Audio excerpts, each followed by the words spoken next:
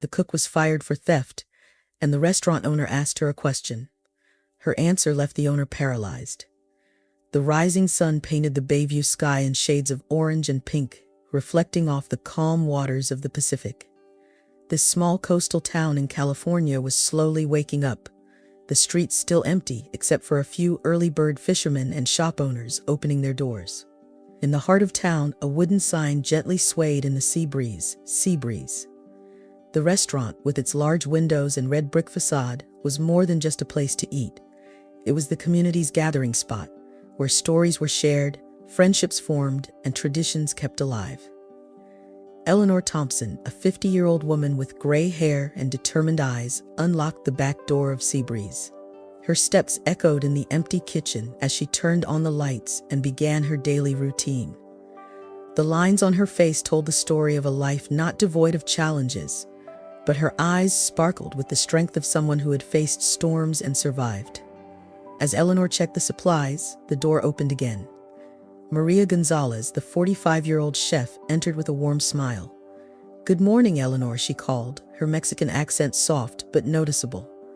"Good morning, Maria," Eleanor responded, returning the smile. The two women had worked side by side for over a decade, and Sea Breeze was as much Maria's dream as it was Eleanor's. As the sun climbed higher in the sky, the restaurant came to life, the aroma of fresh bread and coffee mixed with the salty scent of the sea. The first customers arrived, fishermen weary from a night at sea, teachers on their way to school, retirees seeking company. "Eleanor," Maria called from the kitchen, "I think we could change up the menu a bit. How about we add my new fish dish?" Eleanor hesitated. "I don't know, Maria. Our customers like consistency." A slight frown crossed Maria's face, but she nodded and went back to work. The day passed in a whirlwind of activity. Eleanor moved among the tables, chatting with customers, many of whom she knew by name. Sea Breeze buzzed with conversation and laughter. As the afternoon wore on, Eleanor retreated to her small office in the back. Sitting at her worn desk, she opened the ledger. Her eyes scanned the numbers, and a crease of worry formed on her forehead. Something wasn't right. Small amounts were missing, not a lot, but enough to notice. Eleanor furrowed her brow, her mind racing through possibilities. Could it be a mistake, or something more sinister? She looked out the office window, watching Maria work efficiently in the kitchen. A knot formed in her stomach. No, she thought, shaking her head. Not Maria, never Maria. But the seed of doubt had been planted. When the last customer left and the doors were locked, Eleanor and Maria sat down for their customary end-of-night cup of tea. "It was a good day," Maria said, smiling tiredly. Eleanor nodded, but her mind was on the discrepancies in the ledger. "Yes, it was," she replied absently. Maria noticed Eleanor's distraction. "Is everything okay?" she asked, concern evident in her voice. Eleanor forced a smile. "Of course, just tired." As they said goodbye and stepped out into the cool Bayview night, Eleanor couldn't shake the feeling that something had changed. The trust she had always had in Maria, the friendship they shared, suddenly seemed to be on shaky ground. What had once been as solid as the rocks on the Bayview coast now seemed as uncertain as the shifting sands of the beach. Eleanor looked up at the starry sky, wondering what tomorrow would bring. The next morning, Eleanor arrived at Sea Breeze earlier than usual. The sky was still dark, and the streets of Bayview were silent. With a heavy heart, she sat at her desk and opened the ledger again. The numbers didn't lie. Small amounts continued to be missing, forming a pattern over the past few months. Eleanor sighed, running her hand through her gray hair. She didn't want to believe it, but the evidence was there, black and white. As she reviewed the accounts, her mind wandered to the past. She remembered the day she opened Sea Breeze, shortly after her husband John's death. The restaurant had been their dream, and she was determined to realize it, even alone. The first years were tough, sleepless nights, constant financial worries, and the struggle to establish Sea Breeze as part of the Bayview community. But she persevered, driven by John's memory and the desire to create something lasting. A noise at the back door brought her back to the Gwaller. It was Jake, her 22-year-old nephew, arriving for his shift as cashier. "Good morning, Aunt Elle," he said, yawning. Eleanor noticed the dark circles under his eyes and his tired appearance. Jake had been different lately, more distant. "Good morning, Jake," she replied, forcing a smile. Are you okay? Jake shrugged, just tired. Long night studying. Eleanor nodded, not entirely convinced. She watched Jake prepare the cash register for the day, her mind still on the financial discrepancies. As the day progressed, Eleanor closely watched every movement in the kitchen and at the cash register. Her eyes followed Maria as she moved gracefully through the kitchen, preparing dishes that made customers return day after day. Maria noticed Eleanor's gaze. Is something wrong? She asked during a quiet moment. Eleanor hesitated. No, nothing, she lied, feeling guilty for her suspicions. In the afternoon, Eleanor called Jake into her office. Jake, have you noticed anything odd with the cash register lately? Jake looked nervous. No, Aunt Elle. Why? Just checking, Eleanor replied, studying her nephew's face. The hours passed and Eleanor's suspicions grew. Each time Maria or Jake approached the cash register, her heart tightened. Finally, after closing, Eleanor couldn't take it anymore. She asked Maria to stay after everyone had left. Maria, we need to talk, Eleanor began, her voice trembling slightly. Maria nodded, looking confused. Of course, what's up? Eleanor took a deep breath. There have been discrepancies in the cash register. Small amounts missing. Maria's eyes widened. What? How? I've checked several times, Eleanor continued, her voice growing firmer. Money is missing, Maria, and you're one of the only people who have access to the cash register besides me and Jake. Maria's face paled. Eleanor, you can't be thinking. I would never steal from you. Never. I want to believe you, Maria. But the evidence. What evidence? Maria interrupted, her voice rising.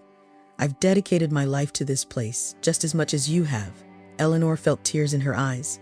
I know, and that's why this hurts so much. But I can't ignore the facts. Maria stood up, trembling with anger and hurt. After all these years, you don't trust me? How can you think I would do this? Maria, please, if you're having financial troubles, we can talk. I didn't steal anything, Maria shouted, tears streaming down her face. I can't believe you think this of me. Eleanor felt her heart break, but she remained firm. I'm sorry, Maria, but I can't take the risk.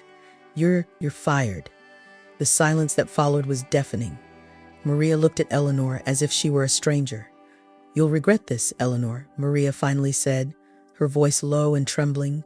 You're making a terrible mistake. With that, Maria walked out of the kitchen, leaving Eleanor alone with her doubts and her broken heart. Outside, the lights of Bayview twinkled in the night, oblivious to the drama unfolding inside Seabreeze. Eleanor sank into a chair, wondering if she had just made the biggest mistake of her life. The news of Maria's dismissal spread through Bayview like wildfire. In a small town, secrets have a short life, and soon everyone knew about the theft accusation against the beloved chef of Seabreeze. Maria woke up the next morning with the weight of the world on her shoulders. Her husband, Carlos, gave her a tight hug before heading to his job at the local factory. It'll be all right, my love, he whispered, but Maria could hear the worry in his voice. Determined to clear her name, Maria set out in search of a new job, but at every door she knocked, she encountered suspicious looks and vague excuses. At Lola's cafe, the owner looked at her with pity. I'm sorry, Maria, but I can't take the risk. You understand, don't you? At Mr. Giovanni's Italian restaurant, the response was even harsher. We don't hire thieves here, he said, slamming the door in Maria's face. With each rejection, Maria felt her heart sink further. The town she considered her home now treated her like a pariah. Meanwhile, at Seabreeze, Eleanor faced her own battles.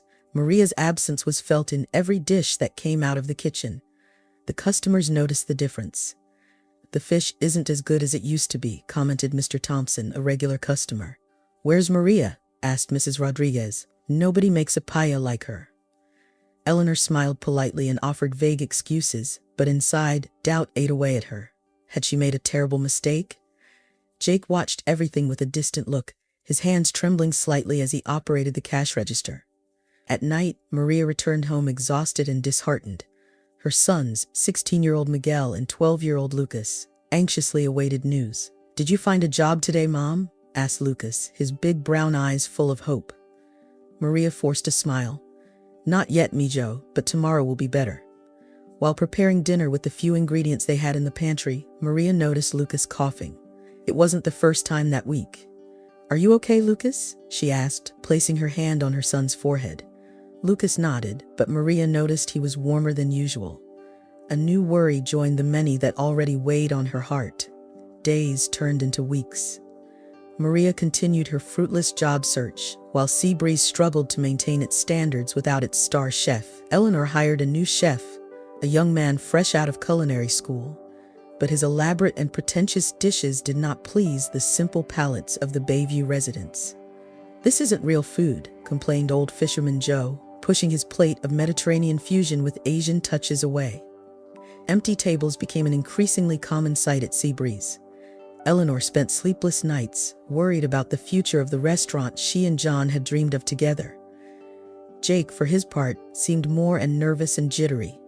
Eleanor caught him several times dozing off at work or disappearing for long periods. "Is everything all right, Jake?" she asked one day, concerned. "Sure, Aunt Elle. Just haven't been sleeping well," he replied, avoiding her gaze. At the Gonzalez home, the situation worsened by the day. Lucas's cough intensified, and now he had a fever almost every night. "We need to take him to the doctor," insisted Carlos. Maria agreed, though the thought of medical bills made her nauseous. Without her salary from Seabreeze, every penny counted. At Dr. Peterson's office, the diagnosis was worrying. "Lucas has a serious respiratory infection," the doctor explained. "He needs antibiotics and possibly some tests." Maria felt the ground disappear beneath her feet. How would they pay for all this? Back at Seabreeze, Eleanor was checking the accounts when she noticed something strange. The discrepancies in the cash register continued even after Maria's departure. Her stomach tightened with a mix of confusion and guilt. That night, two women on opposite sides of Bayview faced sleepless nights. Maria worried about Lucas's health and the mounting bills. Eleanor, tormented by the possibility that she had made a terrible mistake. Dawn brought a new day, but for Maria and Eleanor, the shadows of the night seemed to linger, reminding them of the high cost of distrust and hasty decisions. Seabreeze, once the pulsating heart of Bayview, now seemed like a ghost of its former self. Eleanor, with deep circles under her eyes and slumped shoulders, watched yet another meal being returned to the kitchen. "I'm sorry, Eleanor," said Sarah, the waitress, with a look of pity. "Mr. Johnson said the fish is too dry." Eleanor sighed, running her hand through her graying hair. It was the third chef she had hired since Maria's departure, and none of them could capture the magic that the former chef brought to the kitchen. "Chef Anton," Eleanor called, entering the kitchen. "We need to talk." The young chef, with his tall hat and arrogant expression, barely looked at her. "Yes, Mrs. Thompson, the complaints are increasing. We need to simplify the menu, go back to the roots of Seabreeze." Anton huffed. "With all due respect, ma'am, my cooking is art. I cannot compromise my vision." Eleanor felt her frustration grow. "Your vision is driving our loyal customers away." After a heated discussion, Eleanor found herself once again without a chef. Anton stormed out, leaving behind a chaotic kitchen and a restaurant on the brink of collapse. Alone in her office, Eleanor allowed herself a moment of weakness. Silent tears streamed down her face as memories flooded her mind. She remembered the day Maria arrived years ago, bringing with her family recipes and a warm smile. How the two had worked side by side, turning Seabreeze into the heart of the community. "Oh, John," she whispered to the photo of her late husband on the wall. "What if I've made a terrible mistake?" Across town, Maria faced her own battle. Lucas, now constantly feverish, slept restlessly on the worn sofa in the living room. Medical bills piled up on the kitchen table, a constant reminder of their desperate situation. Mom called Miguel, entering the kitchen. "I can get a job after school, help with the bills." Maria felt her heart tighten. "No, Mijo, your education comes first. We'll find a way." But as she spoke those words, Maria wondered how exactly they would find a way. Each day brought new expenses, and their savings were nearly depleted. Back at Seabreeze, Eleanor noticed Jake acting even stranger than usual. He seemed nervous, always looking over his shoulder, his hands trembling slightly as he operated the cash register. "Jake," she called, approaching her nephew. "Are you okay? You seem tense." Jake forced a smile that didn't reach his eyes. "All good, Aunt Elle. Just a bit tired, you know." But Eleanor was not convinced. There was something in Jake's eyes, a shadow she couldn't decipher. That night, after closing, Eleanor decided to check the cash register again. To her surprise and horror, the discrepancies continued. Small amounts were still missing, even with Maria gone. A knot formed in her stomach. If it wasn't Maria, then who? Her eyes wandered to the door through which Jake had left earlier, a terrible suspicion beginning to form in her mind. Meanwhile, at the Gonzalez home, Maria made a painful decision. "Carlos," she said, her voice trembling, "I think we should consider leaving Bayview." Carlos looked at her shocked. "Leave? But this is our home, Maria." "I know," she replied, tears in her eyes. "But there is no work for me here. And Lucas needs treatment we can't afford. Maybe in a bigger city." The silence that followed was heavy, filled with sadness and resignation. Back at Seabreeze, Eleanor couldn't sleep. Maria's words echoed in her mind. "You will regret this, Eleanor. You are making a terrible mistake." What if it was true? What if she had misjudged the situation, destroying not just a precious friendship, but also the future of the restaurant? The next morning, Eleanor arrived early at Seabreeze, determined to uncover the truth. She began meticulously reviewing all transactions from the past months, looking for a pattern, a clue, anything that could shed light on the mystery. Then she noticed something. The discrepancies always occurred on specific days when Jake worked alone at the cash register.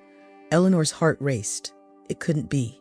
Not her nephew, not Jake, but the evidence was there, impossible to ignore. At that moment, Jake entered the restaurant looking paler and more agitated than ever. "Jake," Eleanor called, her voice trembling, "we need to talk." The young man froze, his face a mask of fear and guilt. And in that instant, Eleanor knew. She had made a terrible mistake, and the consequences were just beginning to unfold. The sun had barely risen when Eleanor opened the doors of Seabreeze. The restaurant, once a beacon of comfort and community, now seemed like an empty shell. The tables, once full of laughter and conversation, remained silent, covered in a thin layer of dust. Eleanor walked slowly through the kitchen, her fingers lightly brushing the hanging utensils. Each touch brought memories of delicious dishes, satisfied customers, a time when everything seemed possible. Now those memories tasted bitter. Sitting in her office, Eleanor stared at the stack of unpaid bills.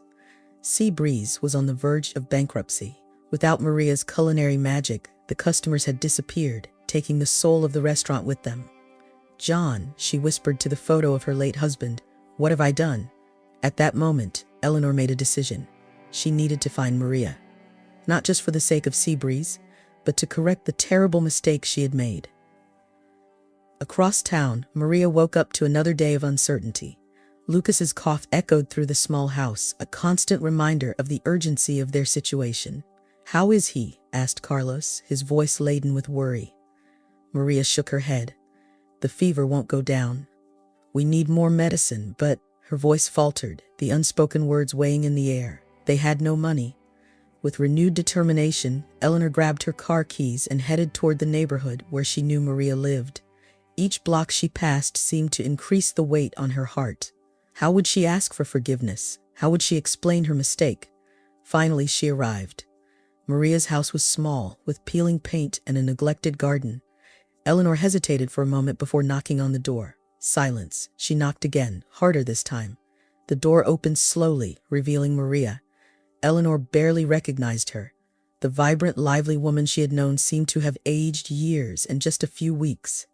Her eyes, once bright, were now dull and surrounded by deep, dark circles. "Eleanor?" Maria's voice was a mix of surprise and caution. "Maria, Eleanor began, but was interrupted by a coughing fit from inside the house. Maria immediately turned around. "Lucas, coming, Mijo." Without thinking, Eleanor followed Maria inside. The interior of the house was simple, but clean. On the living room sofa, wrapped in a worn blanket, was Lucas. The boy trembled, his pale face glistening with sweat. "Oh, Maria," Eleanor whispered, the reality of the situation hitting her like a punch to the stomach. Maria dampened a cloth in the basin next to the sofa and placed it on Lucas's forehead. Her movements were automatic, as if she had done this hundreds of times in the past few days. Eleanor watched, feeling like an intruder. The silence in the room was heavy, broken only by Lucas's labored breathing. Finally, Maria turned to face her. "Why are you here, Eleanor?" The question hung in the air, loaded with months of pain and betrayal. Eleanor felt tears forming in her eyes. "Maria, She hesitated, searching for the right words. "I made a terrible mistake, a mistake that cost us all dearly." Maria crossed her arms, her face a mix of emotions, anger, hurt, confusion.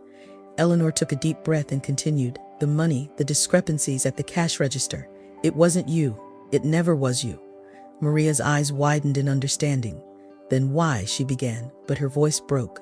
"Why did you do this, Maria?" Eleanor finally asked, her voice breaking. "Why did you steal from me after all these years?" The silence that followed was deafening.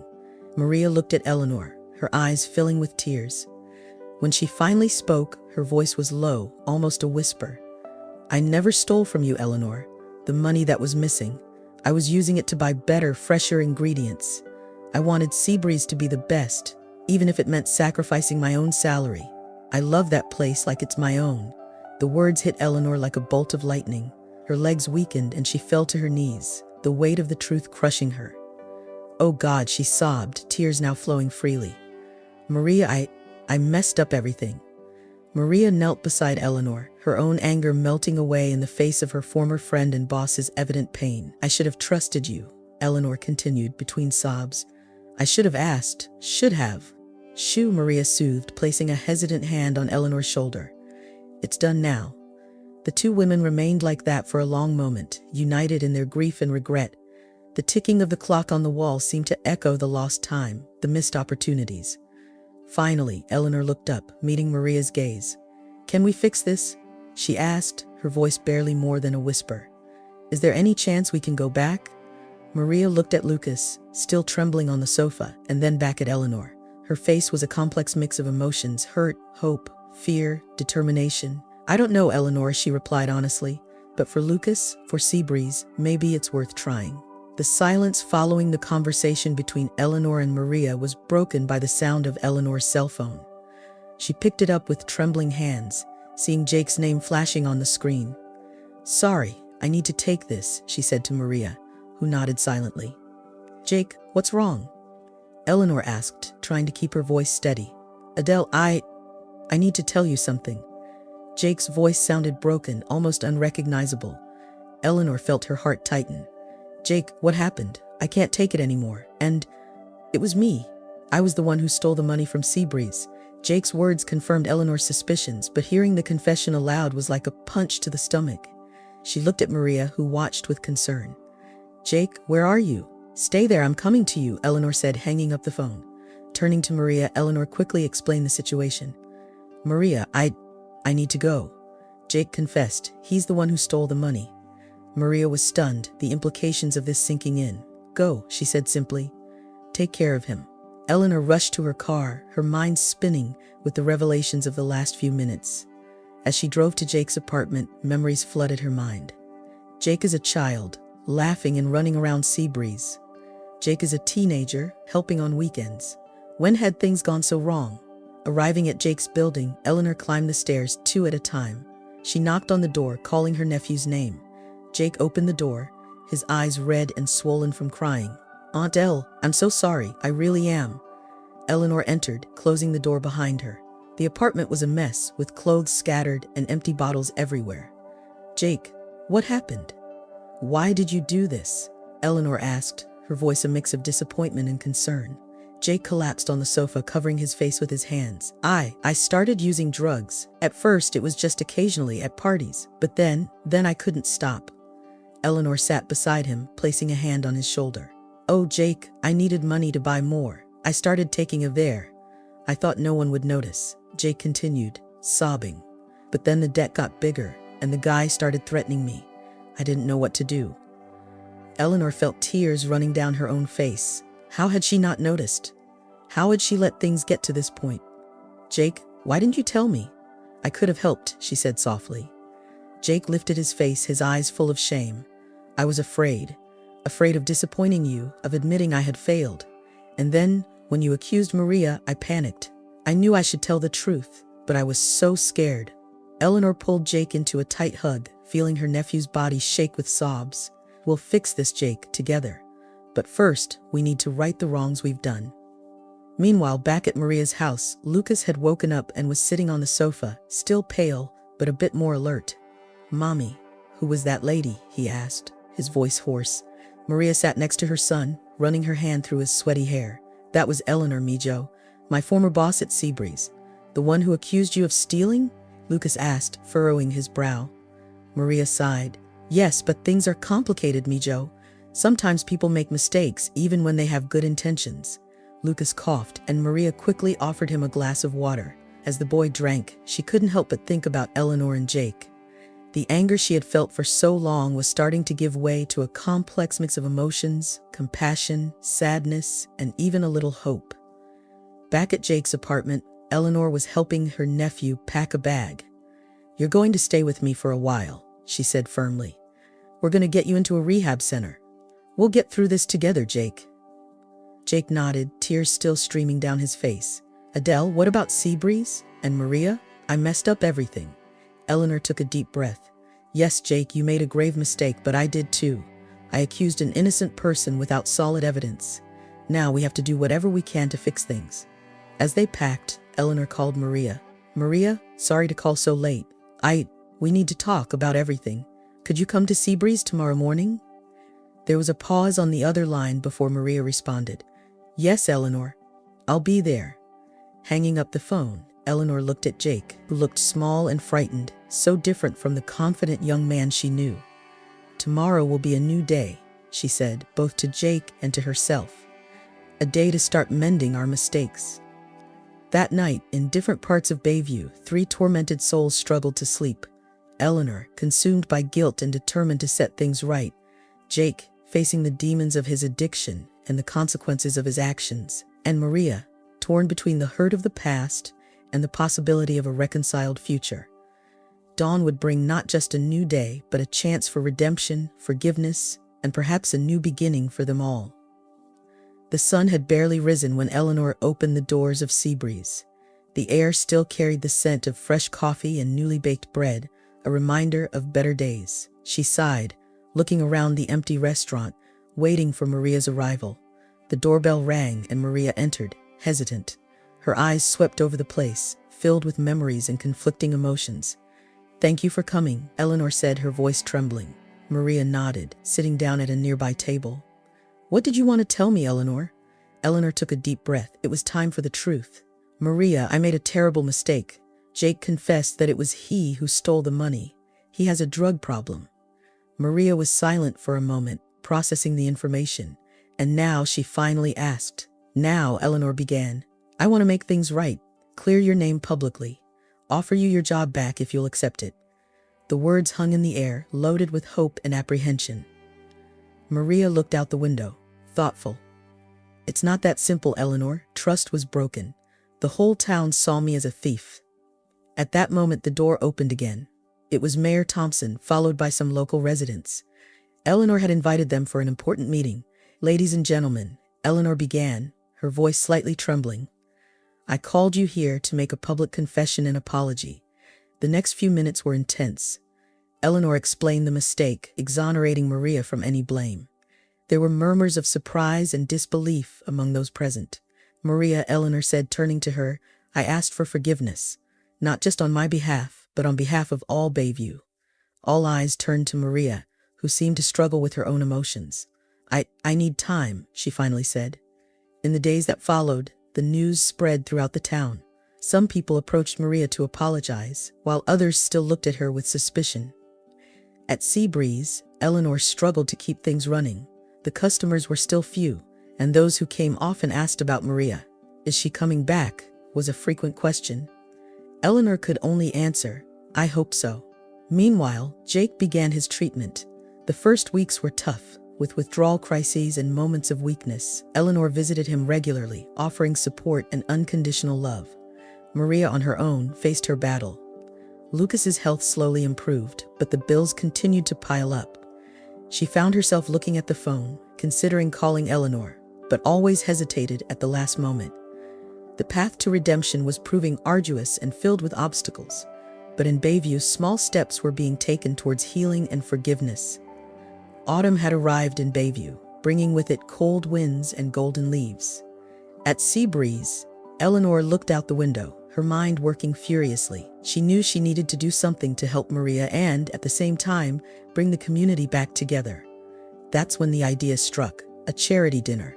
Not just to raise funds for Lucas's medical expenses, but also to show Bayview the true spirit of community they had always had. With a racing heart, Eleanor picked up the phone and called Maria. After a few rings, Maria's hesitant voice answered, "Hello? Maria, it's Eleanor. I had an idea and I'd like to discuss it with you. Can we meet?" There was a pause on the other side of the line before Maria responded, "Okay. In the park, in an hour?" An hour later, the two women met at Bayview's Central Park. Eleanor excitedly explained her idea for the charity dinner. "We could use Seabreeze, invite the whole town. All proceeds would go to Lucas's medical expenses. What do you think?" Maria listened silently, her face a mask of conflicting emotions. When Eleanor finished, she shook her head slowly. "No, Eleanor, I appreciate the intention, but I can't accept." "But why?" Eleanor asked, surprised. "It feels like charity. Or worse, a way for you to alleviate your guilt," Maria responded, her voice tense. "I don't want to be a charity project for this town." Eleanor felt her heart sink. "It's not like that, Maria. It's about the community coming together, about us doing the right thing." But Maria remained firm. "I'm sorry, Eleanor. The answer is no."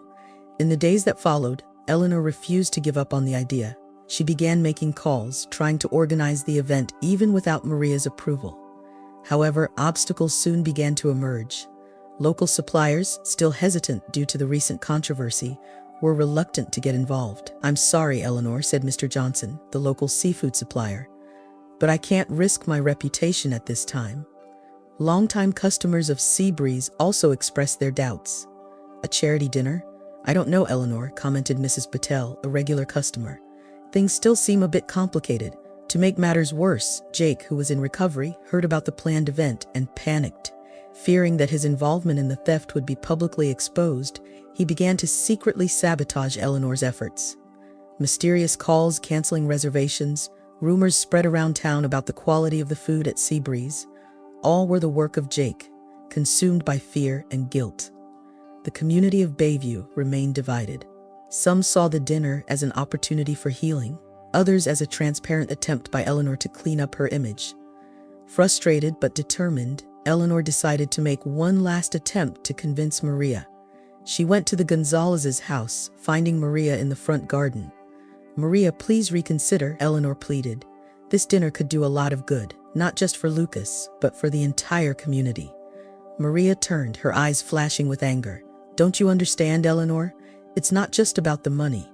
It's about dignity, about trust. You broke that, and now you expect to fix everything with a dinner?" The argument quickly escalated, years of hurt and resentment coming to the surface. "I'm trying to do the right thing," Eleanor shouted, tears in her eyes. "Too late," Maria retorted. "You should have thought of that before accusing me, before destroying my reputation." The argument drew the attention of neighbors who discreetly watched from their windows and gardens. "The dinner is canceled," Maria finally declared, her voice cold. "I want no part of it." Eleanor stood there, stunned, as Maria walked back into her house, slamming the door behind her. The sound echoed down the quiet street, symbolizing the apparent end of their hopes for reconciliation. That night, Eleanor sat alone in the empty Seabreeze, staring at the half-finished posters for the charity dinner. Everything seemed to have gone wrong. The town was still divided, Maria was still hurt, and now the only plan she had to fix things had fallen apart. Across town, Maria lay in bed, unable to sleep. Eleanor's words echoed in her mind, mixed with her own conflicting emotions. Part of her wanted to forgive, to believe in Eleanor's sincerity, but the other part, the part that was wounded and betrayed, couldn't let go of the hurt. In his apartment, Jake trembled, consumed by guilt for his recent actions. He knew he was only making things worse, but fear prevented him from confessing. Bayview, once a united town, now seemed irrevocably fragmented. The charity dinner, meant to be a bridge to reconciliation, had become yet another point of contention. The day of the charity dinner dawned with palpable tension in the air of Bayview. Despite Maria's previous objections, Eleanor decided to go ahead with the event, hoping that somehow, it could be the catalyst for the healing the community so desperately needed. At Seabreeze, Eleanor worked frantically, arranging tables and checking the final preparations. Her hands trembled slightly as she adjusted the cutlery, the weight of the night ahead weighing on her shoulders. Unexpectedly, the door opened. It was Jake, looking pale and nervous. "And Elle," he said, his voice shaky, "I need to talk to you." Before Eleanor could respond, The first guests began to arrive.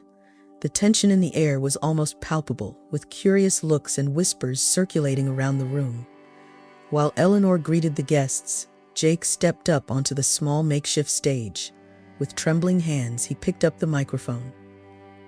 "Good evening, everyone," his voice echoed through the restaurant, silencing the crowd. "I have something to confess." What followed was an emotional and detailed confession. Jake revealed everything: his drug addiction, the theft of money, his recent sabotage of Eleanor's efforts. With each word, the shock was visible on the faces of those present.